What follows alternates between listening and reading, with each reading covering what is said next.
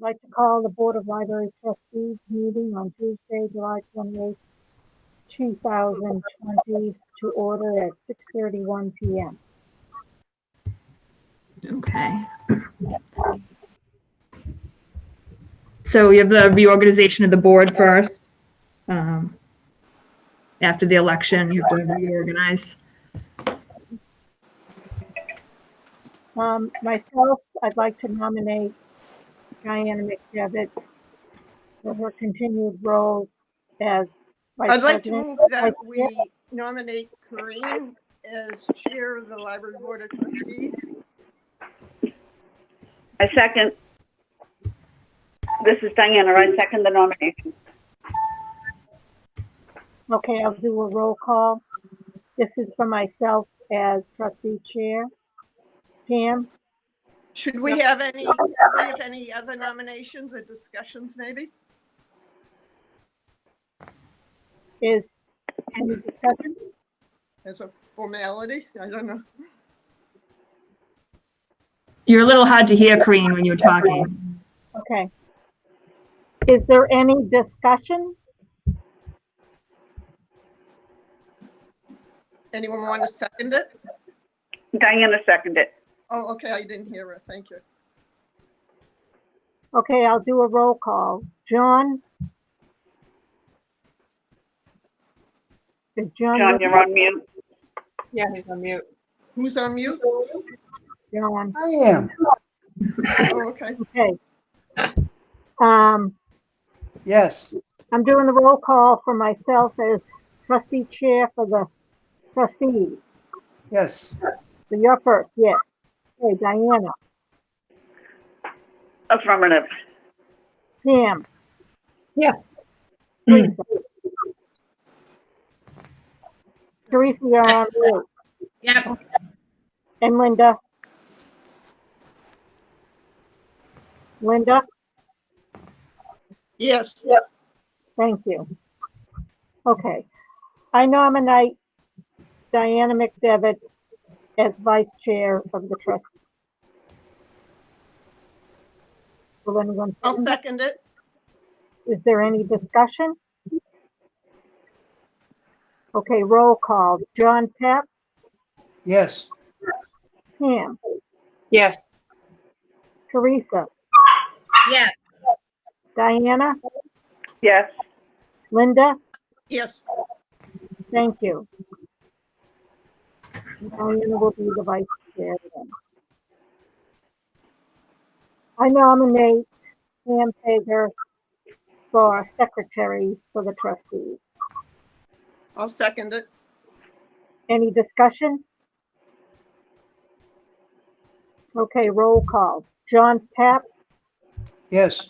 Pam, Yes. Diana, Yes. Teresa, Yes. Linda. Linda? Yes. Thank you. Okay, Pam Sager will be our recording secretary this year. Okay, and Pam, I have a folder that I can share with you so we can share the minutes. So I'll do that at some point next couple days. Okay. That sounds good. So then we have minutes. So the minutes from the 27th, you had previously adopted them, but there was one thing I think that needed to be changed. It was the first paragraph where it says each phase will last 3 weeks each.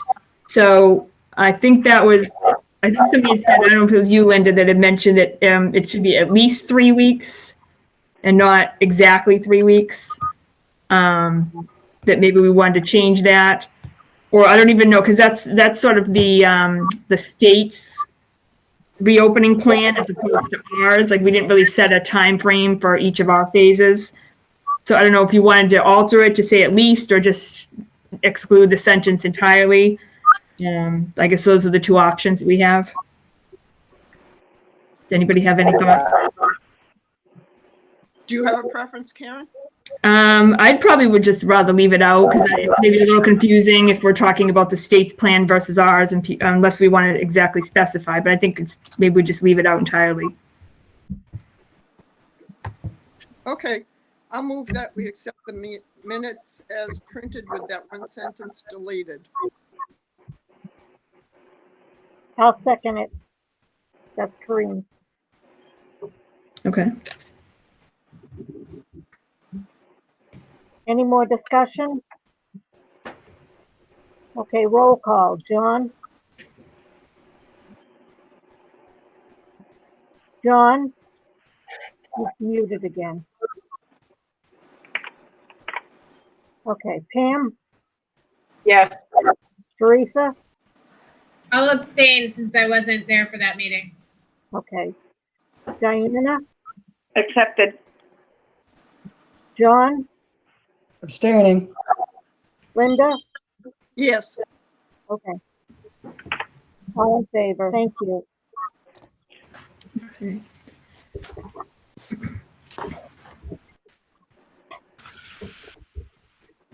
And then we have the minutes from the 15th of June.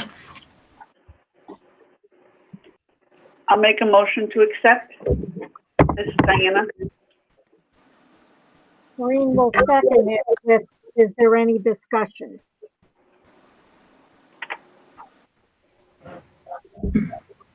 Everyone is good with the meeting, the minutes from June 15th?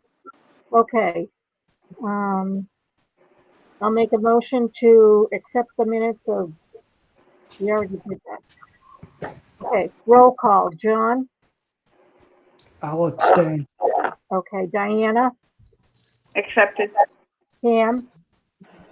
Accepted. Teresa? I'll abstain. Linda? yes, Myself, yes. Okay, all in favor. Thank you. Okay, so director's report. Starting with statistics.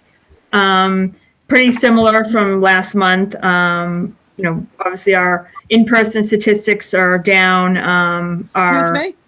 I Sorry, don't know if it's my device, but the sound is coming in and out. Is anyone else having that problem? Nope. Well, when Karen starts, it gets very staticky, and Linda, I can't hear you that well. Oh, I couldn't hear you sometimes, and when Karen was just speaking, I couldn't hear her. you can, okay. I'll try to I be, can hear Karen, but I can't hear anybody who's on the phone very well. It's not a good connection. okay, I can try to start over and see if that's better. Thank you. For statistics, I was just saying that pretty similar to last month. The digital statistics are up. Our in-person statistics are down. There's nothing really, you know, it's as expected. We had about 300 curbside pickups in June. Is that better, Linda? Is it? Or am I breaking up again? Linda, can you hear Karen? No, I couldn't hear anything Karen was just saying. Oh. Do you want to try Is everyone else calling in? able to hear her? If I can turn up my sound. I can hear her fine. It's Diana. Did anyone else have a problem? No, I could. No, do you want to try calling in?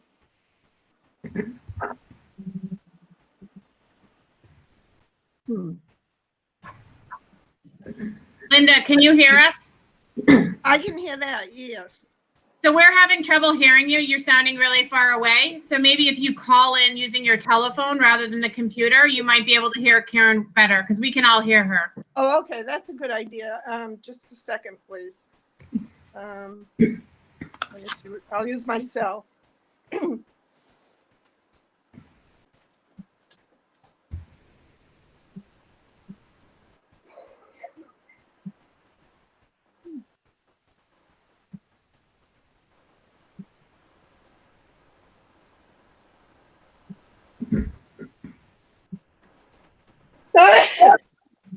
Oh, bless you. Thank you. Okay. Is the phone number on the email? Yes. Might be able to get it for you.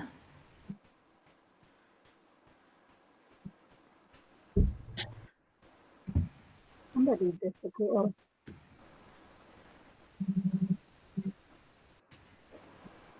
Karen, Yeah.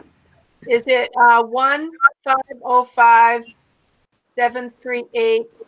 I have it. Okay. I'm gonna have to dial it and hang up.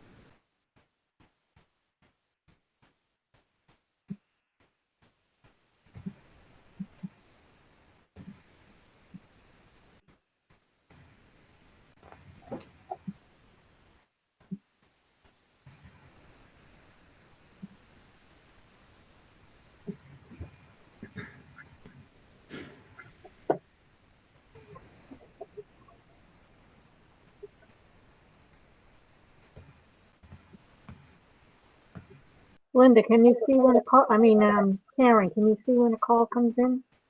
I think so. I don't see that.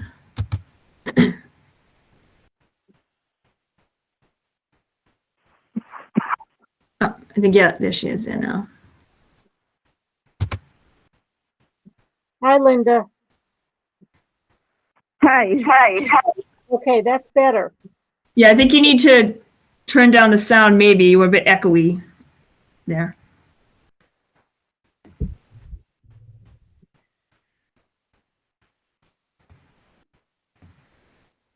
Can you hear me now?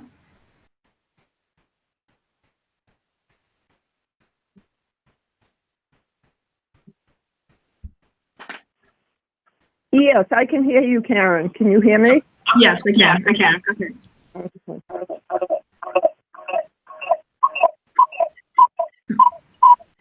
Oh dear. Linda, you need to make sure if you have a computer going that you mute the computer. I just shut the computer down. Okay. I'm only on the phone now.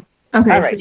you're still logged in. Maybe I can remove that from you from the meeting. Let me see.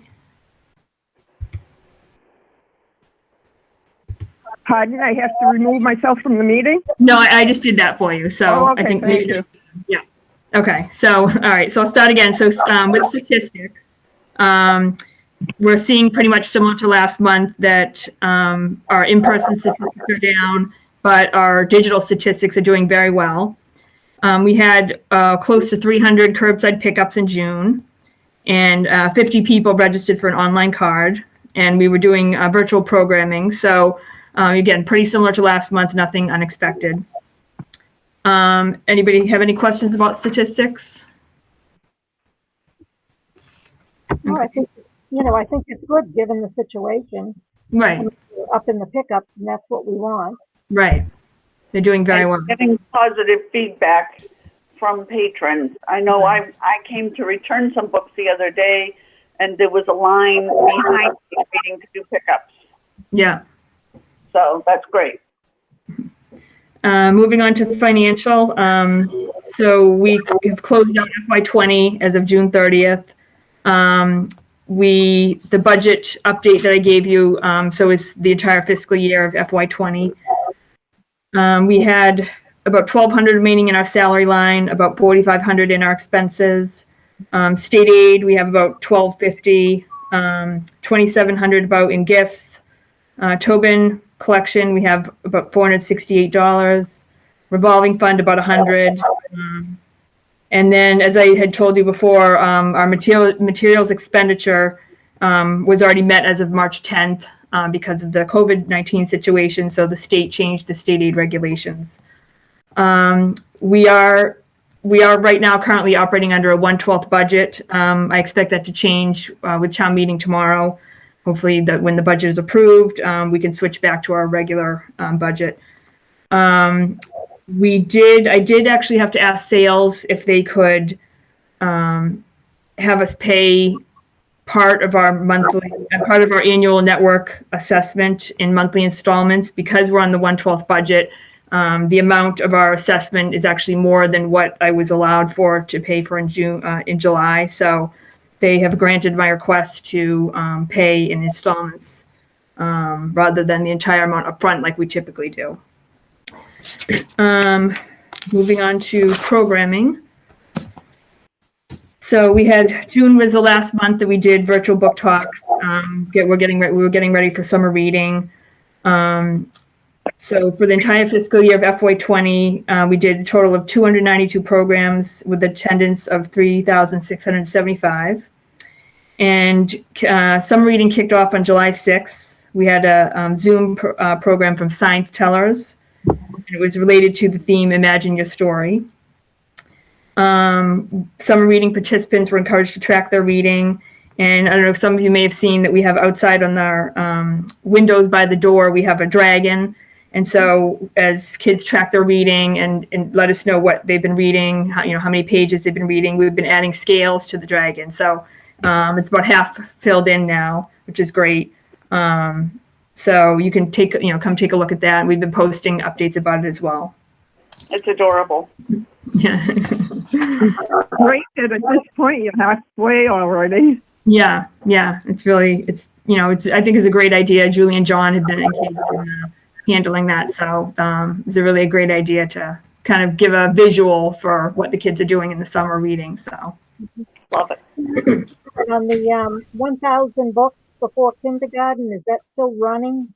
yes, yep. I mean, we'll definitely accept, people can still participate. We're still accepting registrations. So that's still ongoing. Okay, so if they fill out a sheet, do they have to wait till the library is open? Can they put it in the mail drop? I mean, There's an online form that they can use. So there's a link on our main webpage that they can fill that in. all right, great, thank you.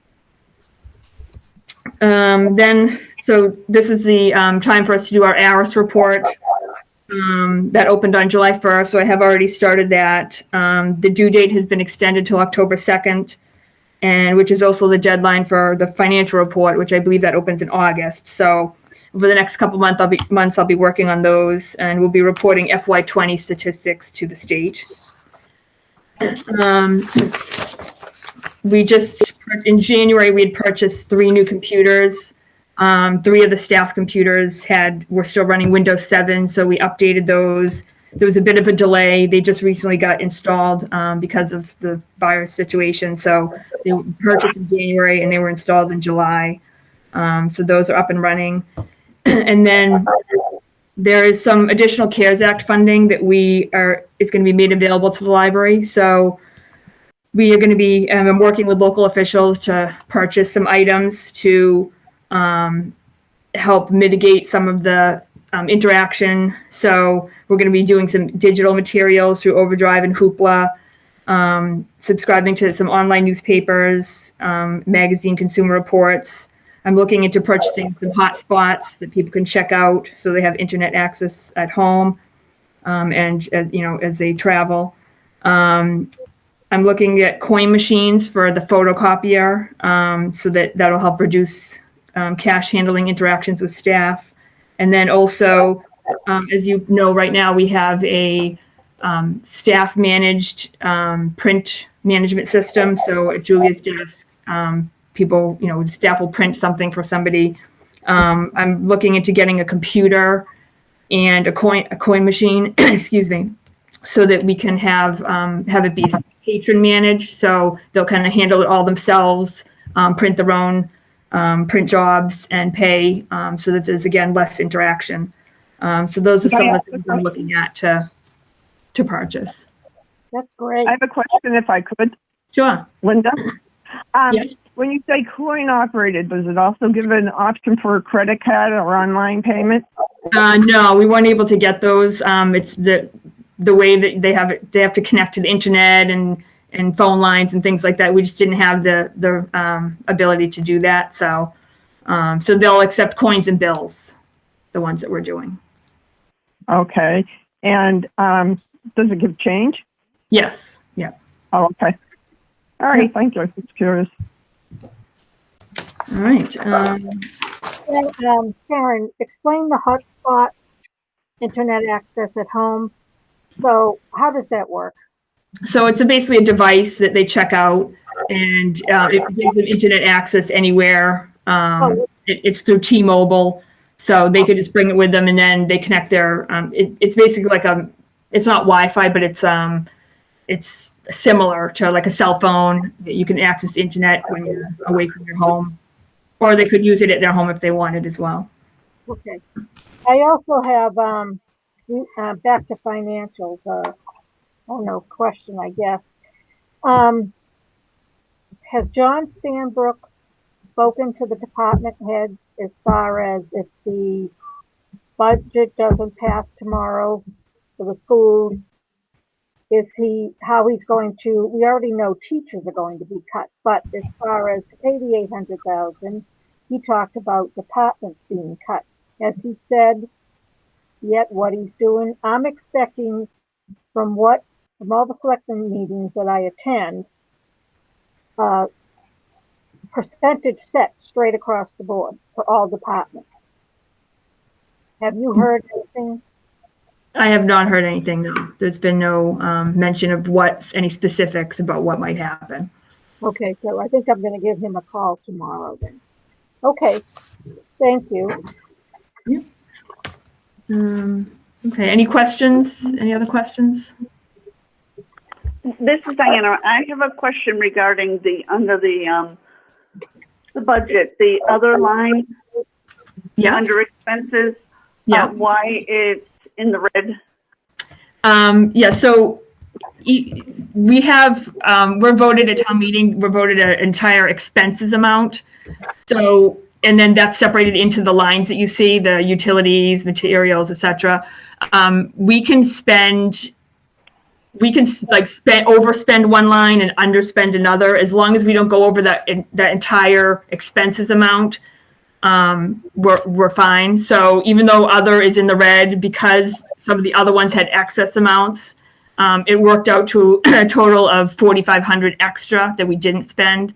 So that's really the amount that we need to make sure. The 138,134 was the amount that we need to make sure we don't go over.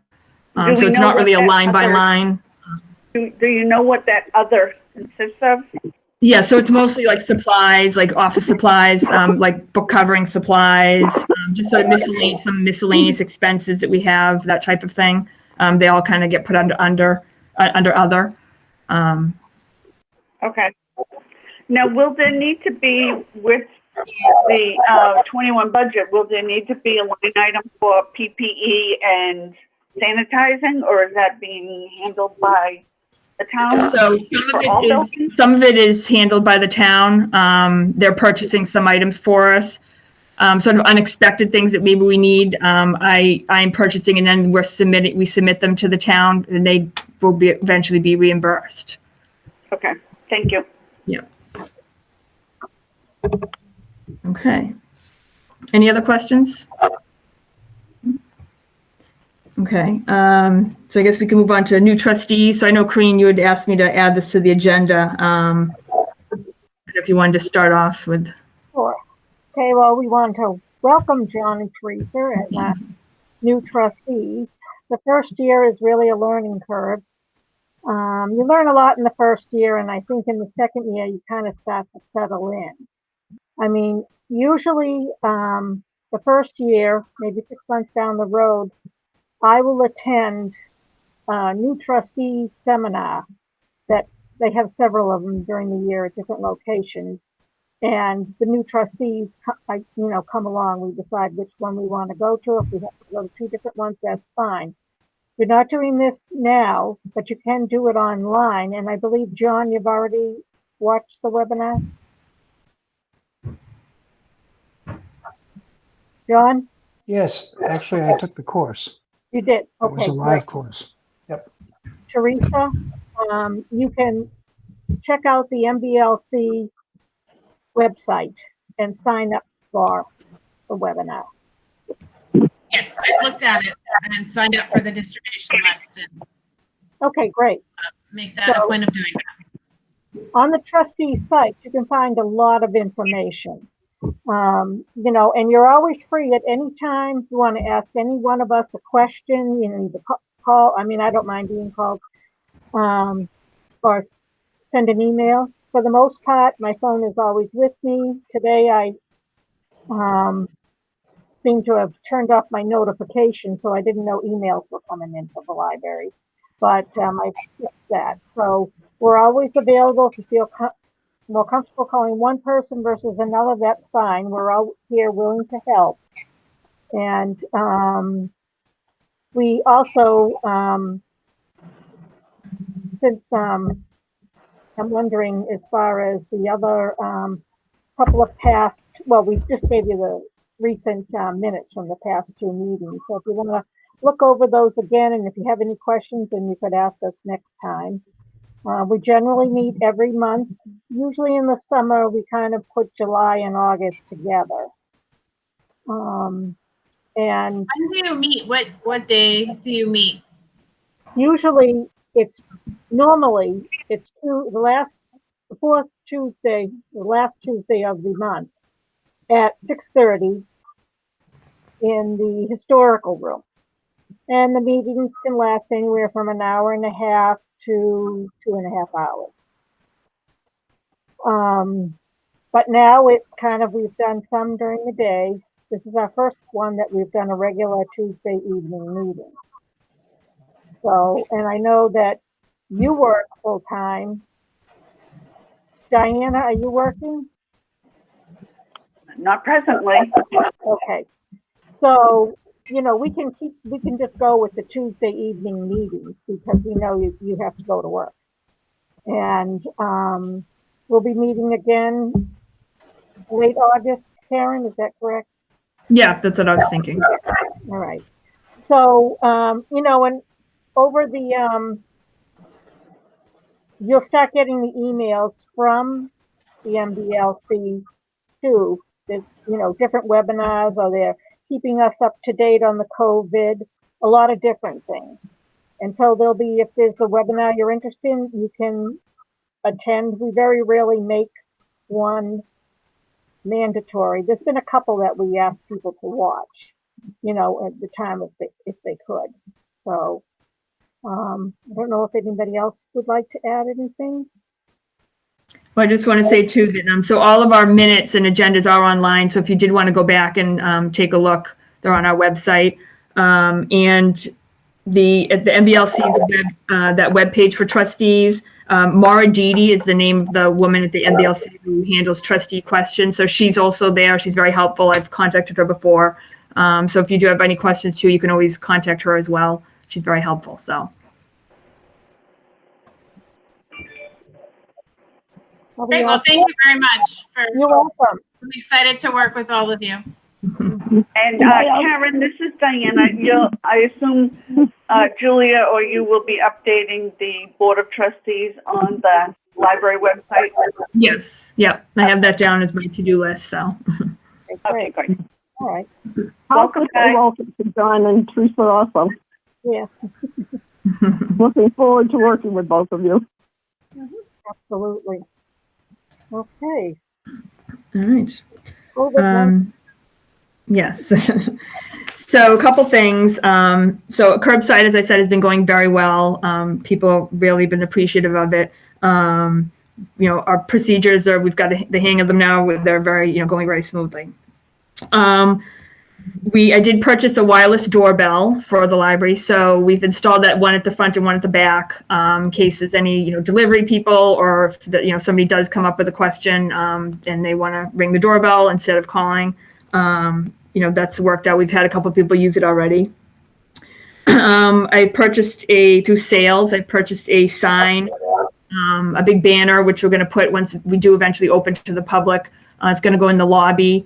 And it has, some guidelines on it, like don't enter if you're sick, wear a mask, stay 6 feet apart. It has a hand sanitizer dispenser on it. So it hasn't arrived yet, but when it comes in and we open to the public, we'll be putting that in the lobby.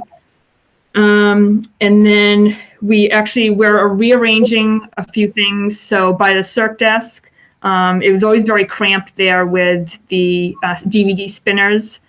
So we've actually done a little bit of rearranging. We've moved, taken out one of the spinners, and we've moved the other two down at the end, kind of in front of the first computer room.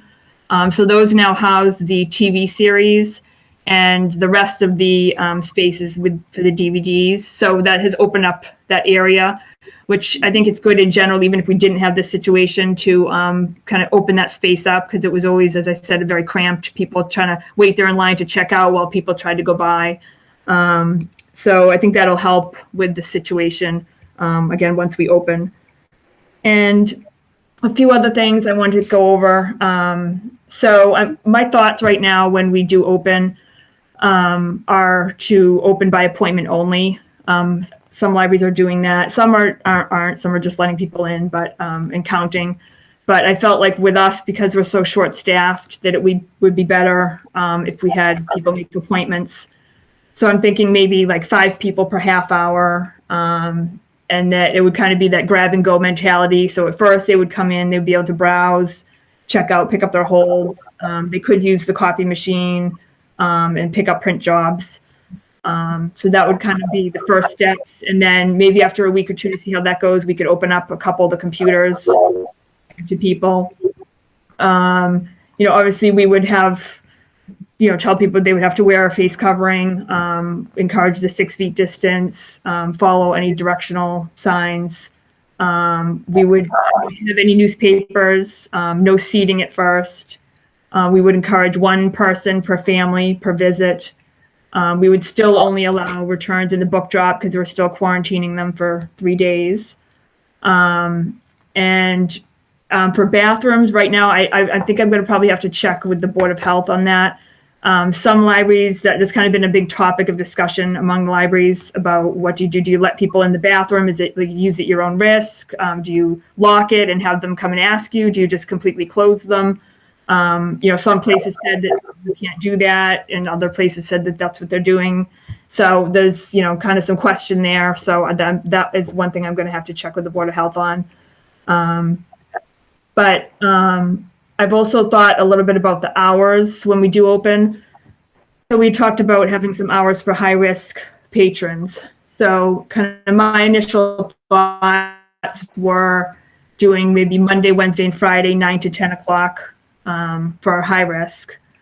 And then for opening, doing maybe 3 to 4 hours a day where we would open, and then the remaining hours, so maybe the remaining 4 or so hours in each day would be curbside still. So my thoughts right now were, as I said, Monday, Wednesday, Friday, 9 to 10 for high risk. Monday, Wednesday, Friday, 10 to 1, so 3 hours each day for opening. Tuesday to have an evening, we do 4 to 8, and Thursday would be 12 to 4. And then the remaining hours would be curbside. So that would be Mondays and Fridays, 1 to 5, Wednesdays, 1 to 3, Saturdays, 9 to 1, and then alternate. So Tuesday would be 12 to 4, and then Thursday would be 4 to 8. So again, we have an evening for curbside. So that was kind of my thoughts. And so that would end up being 3 hours for high risk, 17 for opening, and then 22 for curbside. So it's kind of a split there. And then we could kind of see how that goes. And then eventually, we would obviously open up more. But I feel like with the staff, again, with our staffing levels, that we have to kind of take it slow, open a few hours each day, instead of kind of doing a bigger, maybe, instead of doing an entire day open. So I don't know if anybody had any thoughts or questions on that. Well, I think the schedule that you're talking about is great. I think it's better to go slow and see how it goes, for a couple of weeks, and then you can decide from there. As far as the bathrooms are concerned, I wouldn't open them to the public. I did go out on Friday. We took a ride up to New Hampshire. There's a particular bookstore we like, and the bathrooms are closed to the public. Now, in this case, it's a business, and it's quite a large business. They have porta potties in the back of their building. We did eat outside at one restaurant, and of course, we go when the lunch hour is almost over, so there's hardly anybody outside. But we didn't need to use a bathroom, so I never asked them. But it was. Then later on, we had a drink and an appetizer at a restaurant. We were seated outside, and restrooms were open there. So I think, if someone is only coming for a half hour, more than likely they've used the bathroom before they left the house. And they're only going to be there 30 minutes, so hopefully they can make it home to use the bathroom. I would just suggest maybe having them locked and that people can come and ask for a key. And that way you can monitor. It's not as if people are just walking in and out, but it still gives the option, especially if you have a child or you're an elderly person or just somebody who, needs to use it while they're there, to have that option, I think is. I like that option, Teresa. I'm not this is Diana, I'm not in favor of just locking them full stop, but I think, asking for a key, like, at the dentist office when they have a shared bathroom in the hallway, asking for the key is fine for them to be opened, as long as that's something that's doable for Karen's staff. If asking for a key to open it or for staff to open it is too challenging, then I would say leave it open at their own risk, for the fact that I don't like to find it totally closed. Yeah, like I said, really, I don't even know if that's an option. So like I said, I was going to check on that, but I think it definitely would be doable for us to have them locked and then have people request to, or have them opened if they, if there was some situation where they did need to use them. Okay. This is Diane. I just want to give my opinion regarding the hours. I like the approach you're taking, where you're kind of spacing out different approaches. You're keeping curbside, yet also being open and enabling the high risk to be in there early. One of the benefits of that is if for any reason we end up with staffing issues, that it makes it easier to roll things back. We won't be taking away as much. It'll already be on limited scheduling, if that makes sense. So I like that approach, Karen. This is Linda. I also like that approach. I think it's good not to overextend the staff, and it's a safe approach both for the patrons and the staff, I think, to try it and gradually move back to and extend hours. In terms of the bathroom, I like the idea of the key.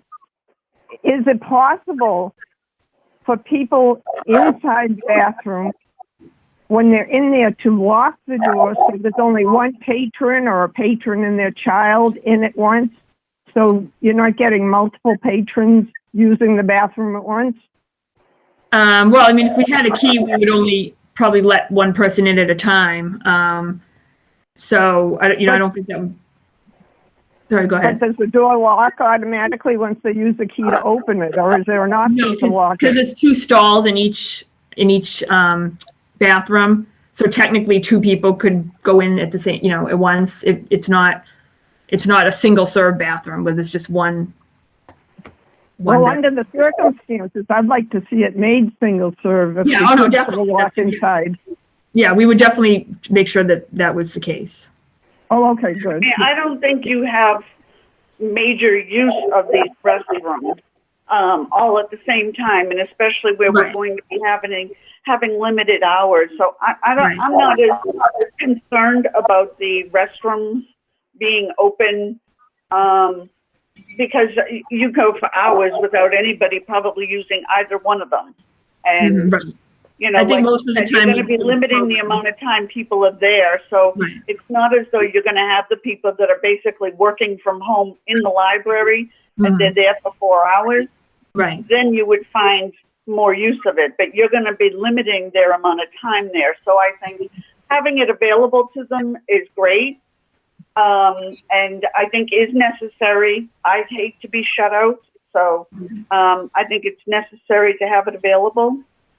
But I wouldn't put too much thought into the concerns over the restaurant. Mhm. Okay. Any other thoughts or questions? Yes, your plan sounds very well thought out. Thank you. Thank you. Yeah, I figured. Diana, I'm sorry. sorry, this Diana, one last thing. If you get feedback regarding the Tuesday, Thursday evening, that it's only curbside, if you get feedback that you have patrons that are wishing that you had that you were open from 6 to 7 or 7 to 8, just so that they could physically be in there picking their stuff out, is that something that you would consider updating? So what I was thinking was doing, so one, like say Tuesday, we would be open, we'd be doing curbside 12 to 4 and then open 4 to 8. And then Thursday would be the reverse. So okay. 4 to 8 open and 12 to 4. So that we have at least one evening curbside, one evening open. So that's what I was thinking for that. So we'd have one. Sorry, I was trying to scramble down as you were reading it, and I wrote it wrong. So, okay. Nope, that's perfect then. Okay. All right. And then in terms of when we open, right now I'm thinking sometime in August, whether it's like the second or third week. That's kind of my timeline right now. But I expected to open the end of July a month ago. So things have definitely changed quickly, and we have to obviously kind of go with what's the current situation is. But, that's kind of my goal right now, is probably the second or third week in August. I might make one comment if I could. This is Linda. Yeah. Excuse me. When you posted about open for curbside, I have someone who's very literate and educated who thought that meant she read it quickly and thought you were open. So when you do this new various hours, if you can post it multiple places and as clear as possible, that would be helpful. I know you'll probably intend to, but make it as simple as possible, because people seem to misunderstand and not read the whole thing. Yeah. That Okay. can be an issue. That's a good point. Yep. Thank you. This is Corinne. Maybe just curbside only. I'm sorry. What was that? Like for Tuesday, if you're open 4 to 8 and 12 to 4 is the curbside, just saying curbside only. Yeah. Yeah. Curbside only. That's a good. Yeah. Thank you. Well, you're going to make up a schedule that will be published. Right. Correct. Yeah. Yeah. Definitely. And I think the only thing that is rattling around in my brain right now is the uncertainty of the schools. Right. That as we get into September, Mm-hmm. the concern of the number of people that could be coming to the library at any given time, and don't know where numbers are heading at this point. Just Right. that we keep a close pulse, a finger on the pulse of that. Yeah, definitely. Yeah. I mean, I think we definitely need to have some sort of coordination with, what they're doing. So. But I've heard nothing but great things about the book bundles and including the kids' book bundles. So I think what your staff is doing to help all the patrons is just amazing. I know other libraries are being very stringent, and they have extremely limited even curbside pickup hours, which are not user-friendly. And so I think that you guys are giving everything you can within reason, and I admire that. Thank you. Oh, thank you. It's good to hear. This week, so when they get to go to the curbside pickup. So thank you. I think your efforts are impressive and appreciated. Yes. Thank you. Okay. So I guess we could move on to Plymouth County Hospital. I think Corinne, did you want to start with that? Well, you and I had attended a meeting. I have attended several meetings about the site and what their plans are, and they're in the process of going to have an architect, draft the plans. And at first we thought maybe that might be an avenue. And when you and I talked with them and looked at more detailed plans, we saw that it might not be feasible, and I've been approached to consider the site again. And I guess I'm not truly in favor of it. I'd like to keep the library where the area that we're at, near a school, near the senior center, whether the senior center has a new building or however that will be configured. So, I'd just like to hear what everyone has to say. So, Linda? I definitely think in the vicinity of our current location is definitely preferable, but I am not ready to shut out any options, not knowing if there's going to be space available where we are. Okay, If but an architect recommends that we go new construction for the same cost as renovation, there's no room where we are now, do we want to shut out the possibility of Plymouth County? I don't think we should do that at this point. I think we need to leave options open, although we have preferences. well, the thing is, when the architect draws the plans, if we say we're interested, they set aside the space for us, and then we might later on say, oh, no thanks. I don't know how feasible that would be. So Corinne, my understanding is that right now everything is still in its conceptual phase. So just from my perspective, I'm the chair of the Historical Commission, and we are also trying to carve out some part of that property for a historical village. We don't have any money to do that or any resources, but we're trying to at least carve out some space that we could move forward in that direction. I think, I guess I had a question. I have a question too. Sure. One is, I think it might be worth just staying part of that discussion of the hospital so that you don't preclude yourself from being part of that discussion, and everybody understands that everything's conceptual at this point. But my second question is, or my first question is, the land that is the soccer fields next to the library and that is part of the redevelopment in terms of going out for an RFP for McQuan, is any of that land carved out for a potential redevelopment site for the community center, for the senior center or library? Do you have kind of right of first refusals on any of that land? not right now. The last time I talked with the selectmen, which was many months ago, they were still working on, they're working with Keller Williams on them getting someone to come in and build, I think, about 100 housing units in the back. And then they would build a new senior center for the town at no cost, where the actual school building is now.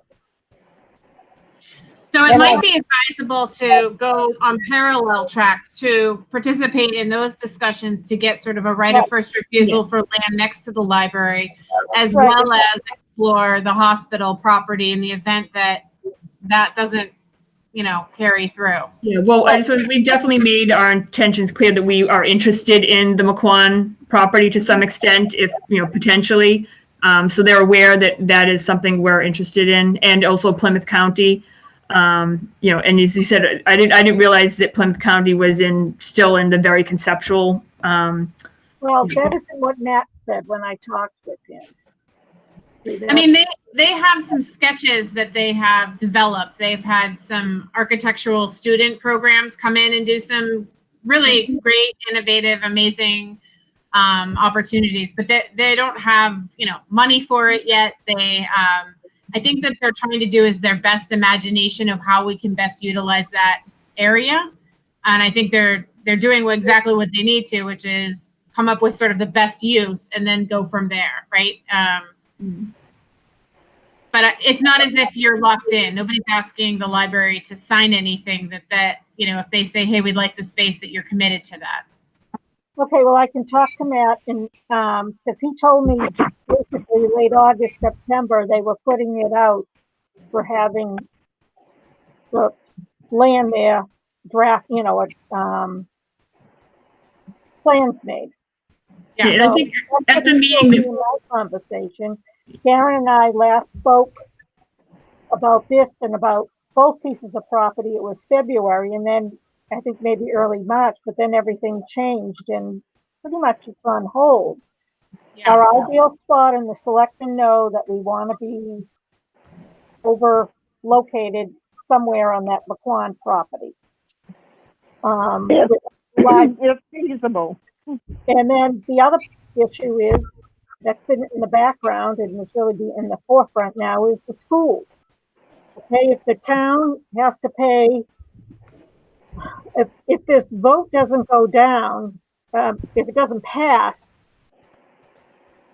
even if it passes, we're still going to have to pay a lot more towards the school system because we're going to have to follow the statutory method. That was mandated by the state in 1993, and for some reason, it was never taken care of. 1993 for Whitman Hanson. Someone came across the error a while ago, and this is when this all started last fall. Because I've attended all the meetings to keep up to date, to keep also considering we want to expand the library, is to see where the monies are being spent in the town. And if we end up having to pay all this money, we might not be able to get a new library. We might only be able to expand. And, so we might have to be, adjust our thinking. I mean, ideally, we all want a brand new library. But if we can barely make ends to meet for a school system, do you think they would give us a new library? I don't believe they would. Now, we can't be attached to anything or else the MDLC won't give us our 50%. Our advantage is that MDLC will pay 50%, so the town only has to come up with 50%. And we already pretty much have almost $500,000 raised. However, if Keller Williams finds someone to build those homes, and then they build a senior center for free, I don't know. We can't build a library for free. No one's going to, unless somebody comes up with the rest of the money, if some patron is generous enough to pick up the tab.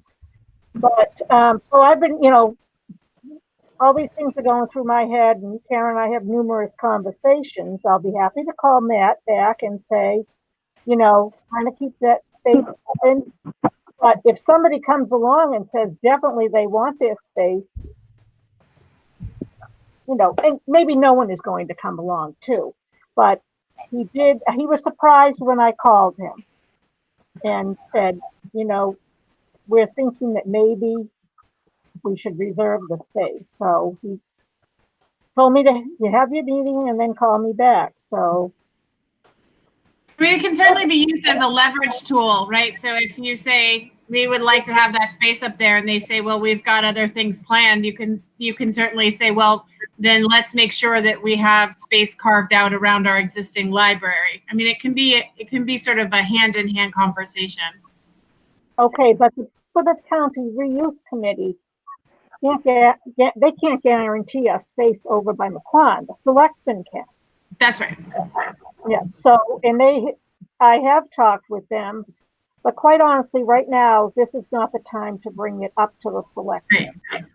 Okay, the schools are a major issue, and tomorrow evening should prove to be interesting. Right. No, I agree with that. Absolutely. Okay. All right. So in the meantime, I will have a conversation with Matt. Timing is very important on things. I will agree. When the time is right, when they start any future discussion of either Plymouth County or McQuon use, I would like something in writing to the selectmen. I think Teresa used the term of right of first refusal for both properties. Perhaps Karen, or maybe with some suggestions from Teresa, could do up a memo to the selectmen. So I think it's much less apt to get ignored if it's in writing to the full board of selectmen than individual conversations. And I'm not saying right now, because I don't think timing is right for anything right now, and we do have to see how things develop. But what do people think about doing in writing when the time is right? I think that's very important for us to do something like that. Absolutely. Okay. Yeah. So we'll keep our ears and eyes open for the right time. Yeah. Even if it's not the right time to build or propose a building, but just say, I guess the term right of first refusal would be interested in for both properties when they start the discussion of the property use again. Okay, that's great. We can do that. Thank you. So I'll talk with Matt and then let you know at the next meeting. Karen, if you could put the selectmen on the agenda for next August. Yep. If you want to put selectmen / Plymouth County, that's fine. I did this week, I think it was last week, and maybe it was the week before, I even watched the Whitman selection meeting. And the Whitman FinCom and Hanson FinCom. And telling you, a lot of it's boring. Corinne, when you say Matt, you're talking about Matt Dyer, right? Yes. Okay. Just making sure. Yeah, he was my neighbor and a friend of my son's. Okay. Any other discussion on that? Okay. Well, Corinne did say when she talked to me, I should mention Plymouth County, but she should be mentioning both McQuon property and Plymouth County, right? You'll have to repeat what you said. You weren't clear to me. Okay.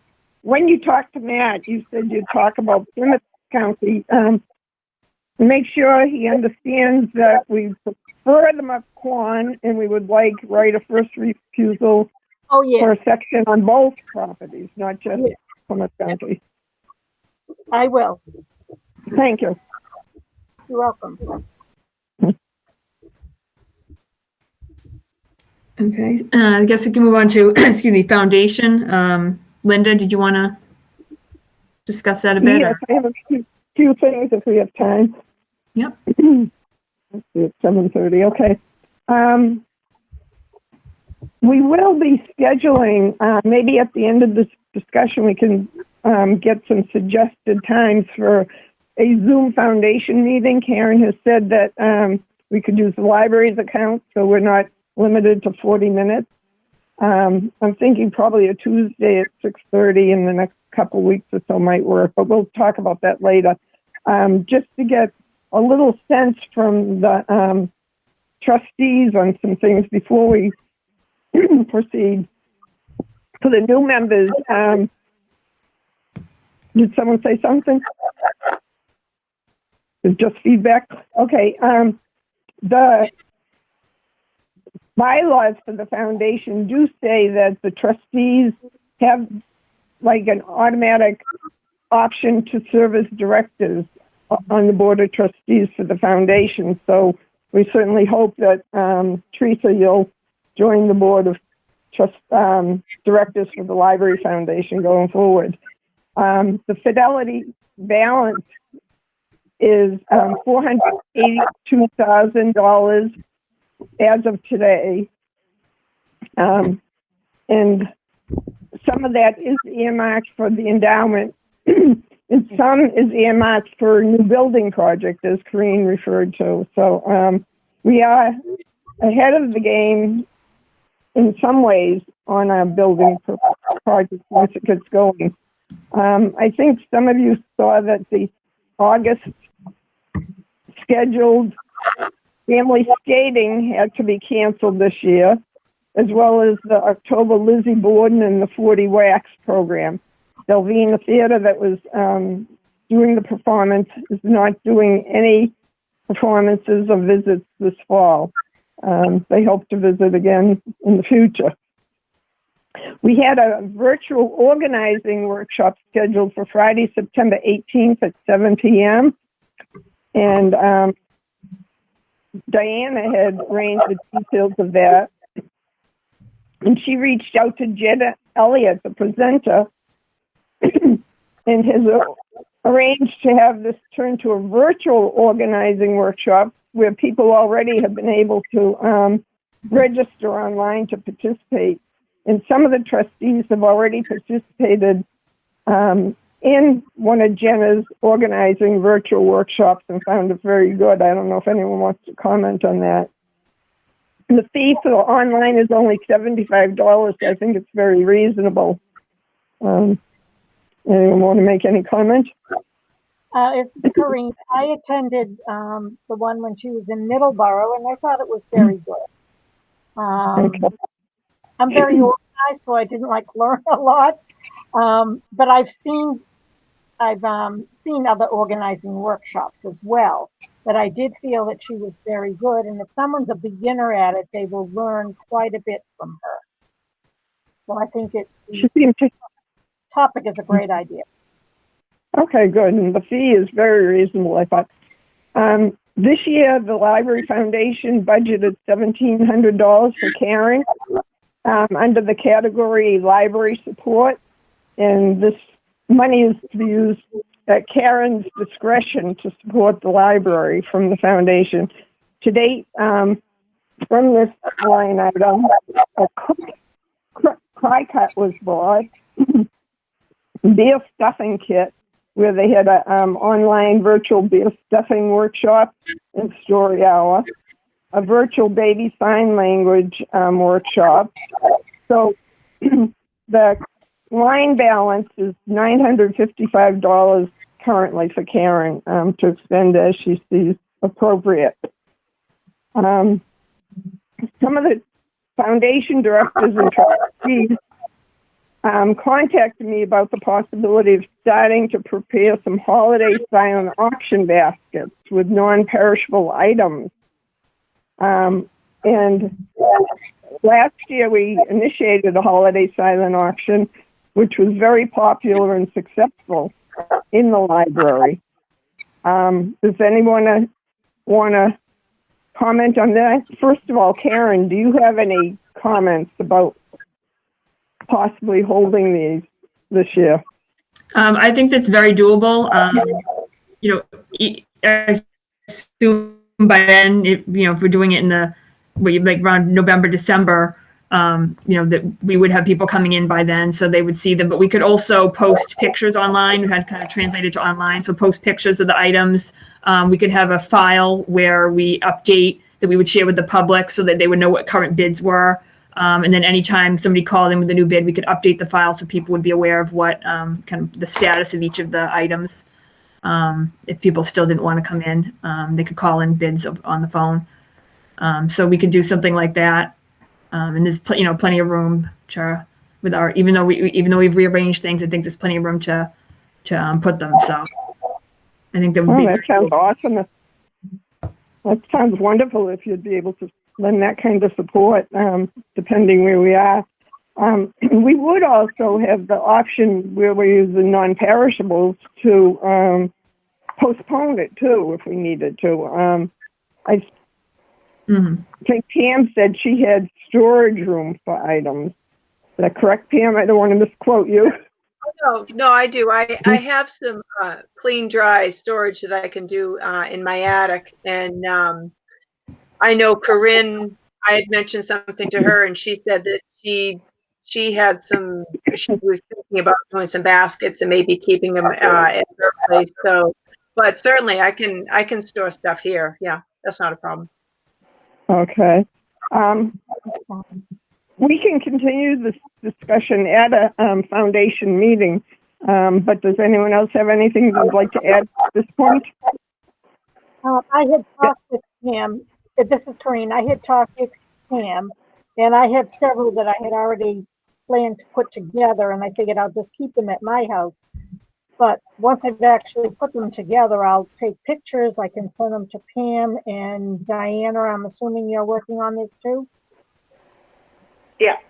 Okay. Yeah, if you take pictures as well as document what's inside, being as specific as possible.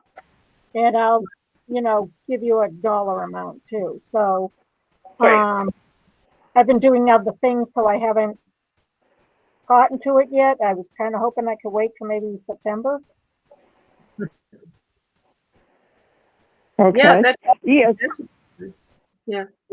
I figure if we talk to the other foundation members during the Zoom, we can kind of see where they're at for, if they had items that they wanted to donate or set up. I have a fair amount of stuff, but I could probably use some baskets. So we could probably just kind of discuss what we have and kind of pool our resources there, perhaps. Yes. Okay, Diana, have you indicated you're willing to do some of what you usually do for these silent auctions? Are you in a position to do that again? Yes, I am. Thank you very much. For the people that might not know, Diana's always done the bid sheets and signage and lots of work setting up to, and we can support her. It doesn't mean you have to do it all yourself, but we appreciate you taking the leadership on what you do, Diana, for this. No Okay. problem. Much appreciated, and much appreciate the ideas and the suggestions of starting on this. It's never too early to start, I don't think, or it isn't too early to start. I will mention that Foundation will definitely continue to fulfill its mission of supporting the library. We've funded some summer programs and requests from Karen.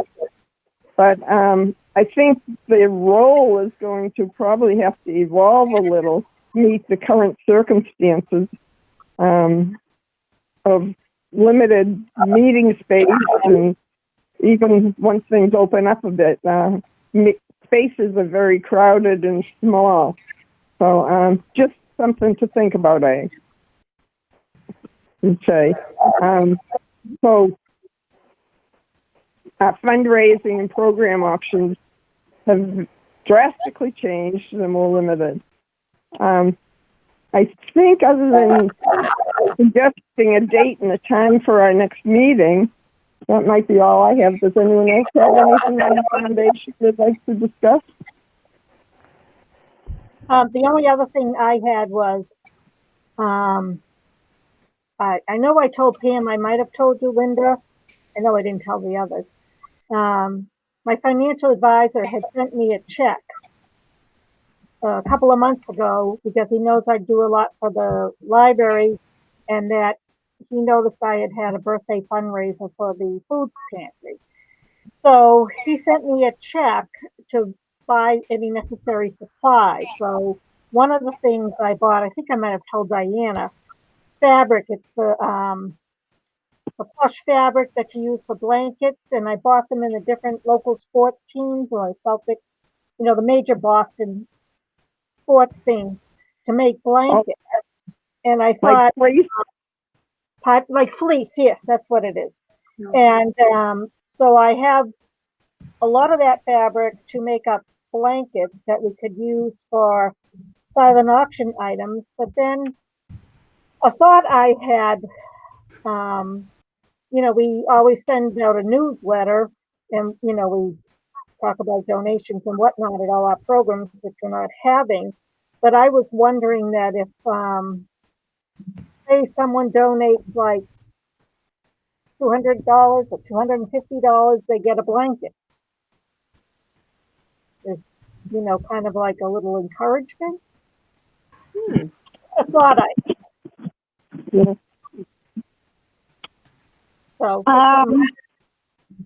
In terms of acknowledging, I don't know how many people itemize their deductions these days and all, but in our thank you note in the past, we've always said no goods or services have been provided for this donation.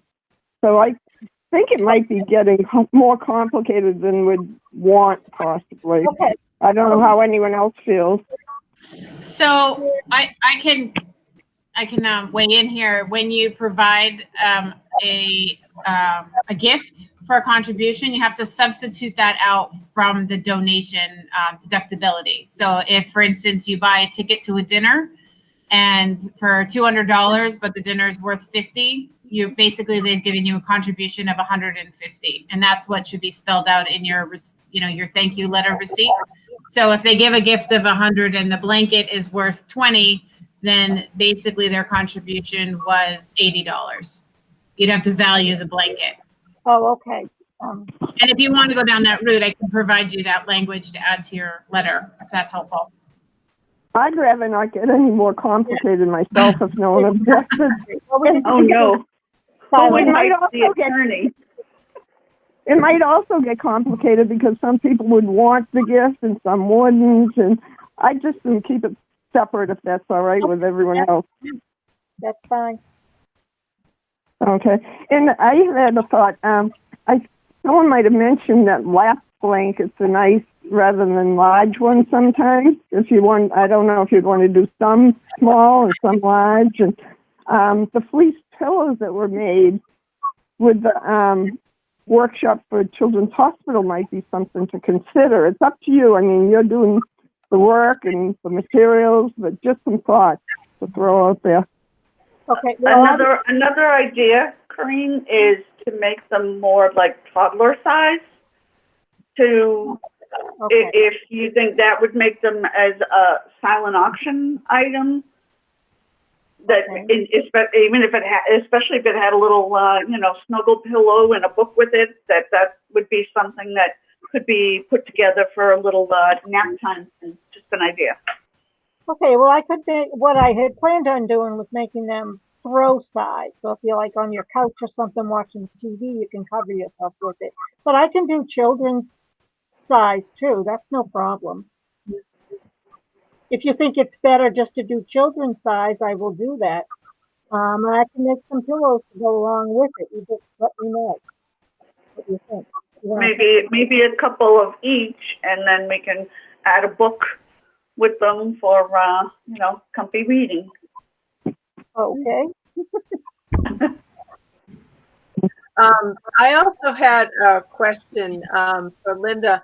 I know it was discussed at I might have been one of our last live meeting or whatever, about setting up a Facebook page for the foundation. I know you had talked about it with Diana, and I didn't know if that would be something that would be good for to work on now. And then we could certainly put pictures of the auction items on that as well.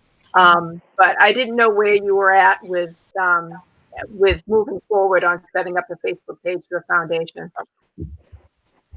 Well, I think in the past I've said if someone wanted to take it on, it's something you have to keep current and keep posting.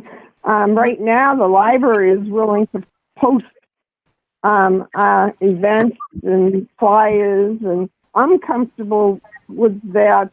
And I'm not ready to take over Facebook posting or a Facebook site for the foundation. I don't know if anyone else wants to volunteer and do it. That's where I'm at. Okay, that's good to know. I'm happy to nominate Pam. I'm not even on Facebook. Good way to learn it. I can do it. I only go on Facebook to kind of post for town event stuff. I have a personal user, but I do use it for the various activities. So I don't even know if I'm on the foundation yet, but if I'm on the foundation, I'm happy to help with that. Okay. If you'd like, I think last year, we didn't do this for Pam, so I don't want to be remiss. We could at the next foundation meeting, vote to make you an official director. We waited for Pam till there was an election anyway, the following January, I think. So I don't want it to seem like a slight to Pam, but where you brought it up, we could certainly do that. John Papp is already a foundation director. So I'll put that on the agenda for next Linda, meeting. if you don't mind sending me, could you just send me the organizing documents for the foundation? Yes. And I can also, if you want, I'll send you the bylaws and the organizing documents. But we're also listed all our official documents that we have to file as a nonprofit on the state website that you could probably find, or I could possibly send you the link to that too. I can find that easily enough. I think the bylaws would be easier if you sent to me directly. Oh, definitely, yeah. But And Teresa, you'll need Linda to send you the email, the foundation email information, correct? Yeah, I would need all that information. Correct. Yeah. Okay.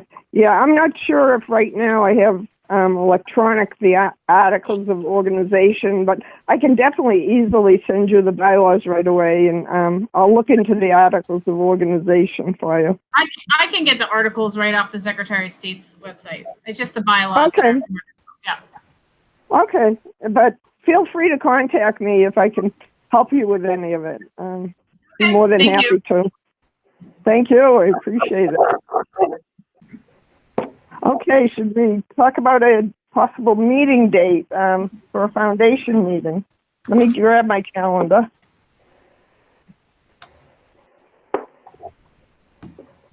What days do you normally meet? Tuesdays. It's the same thing as the trustees. We usually meet on a Tuesday at 6:30, but the dates may vary. Yes, that tends to work, or has tended to work well for people. Tuesdays at 6:30. How about August 11th? That works for me. It's fine with me. Yeah, that'll be fun. Fine. Okay. So Tuesday, August 11th? Yes, Karen, will you be able to join us? Yep. And that will be all right. You said Julia would provide the link. I don't know if she has to be active. Will that work for her, do you think, or do we have to check? Yeah, no, we'll just set up a meeting in our account at that time, and then I can do it. So since I'll be at the meeting. Okay, that sounds great. Yeah. For Teresa, who is newer, I think part of the success of the foundation over the years has been the involvement of our library director and the support of our library director, and hence the staff and all. So just so you know, she's been critical to our success in her previous Great, thank you. director. Yeah. Okay, so I'm all set with everything. I Okay. thank everyone for their input and ideas. All right. Was there any last item on our agenda? Was there any other questions or anything else anybody wanted to mention? Before we adjourn. All set? Okay, I make a motion to adjourn the trustees meeting of July 28th, 2020 at 7:51 PM. All in, second it? I'll please? second it. Linda seconded. All in favor? Aye. Aye. I, Aye. Okay, Aye. we'll see you next month. Yeah, I'll let you know about the next meeting. Like I said, probably sometime in August. So, All right. all right. Well, have a good night, everybody. Thanks. Good night, thank you. Aye. Bye. Bye.